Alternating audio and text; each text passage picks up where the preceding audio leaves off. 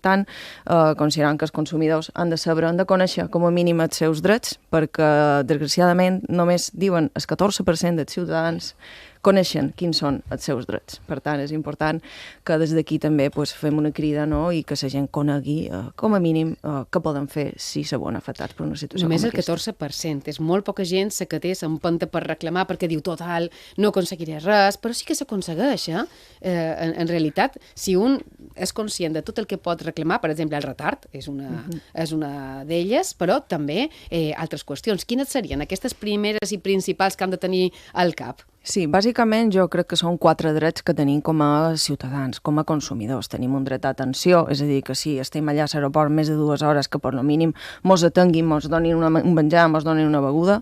Tenim dret al reemborsament del nostre bitllet. Tenim dret a la compensació econòmica, una compensació objectiva per norma, per reglament europeu, però a més també tenim una indemnització en cas de que mos hagi passat com a conseqüència d'això, algo que comentava en Jaume, algo addicional, doncs això seria una indemnització. Per tant, són 4 drets bàsics que els consumidors han de conèixer.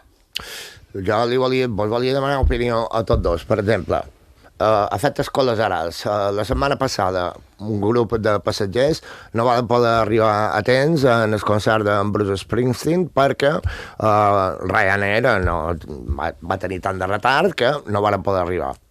Se pot reclamar l'import de l'entrada? Antonio, y después tú, Cristina.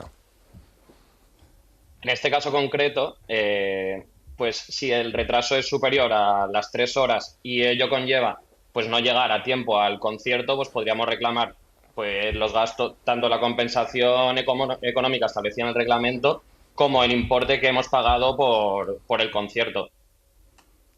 Jo crec que ho degué ser perquè, si me deixeu fer la broma, els concerts d'en Bruce Springsteen duren 3 hores, per tant, segur que no van poder arribar, Cristina. És així, és a dir, si jo no arribo a un lloc, sigui un concert o el que sigui, jo puc dir-li, escolta, perquè segur que va costar més. En el concert de Bruce Springsteen també has de tenir present on dorms, un hotel. Exacte. Si has contractat un apartament o un hotel, I que l'entrada devia ser més cara que el bitllet. Que el propi bitllet, efectivament. Pues aquí tenim la compensació, com ha comentat el company, tenim la compensació objectiva per llei, que va entre 250 i 600 euros en funció de la distància del vol i els temps, però a més podem afegir això com a indemnització addicional. Escolta, jo he perdut una entrada. Ja me va passar que no vaig poder anar a un judici perquè se me va retrasar el vol i vaig haver d'encomanar el servei un altre company d'una altra ciutat. Escolta, jo la factura d'aquest company la vaig haver de pagar. I jo li vaig reclamar a la companyia i me la va pagar. Sí. El que vaig haver d'anar al jutjat voluntàriament no me van pagar res. El tema si mos passa a la resta dels mortals, que no coneixem els nostres drets.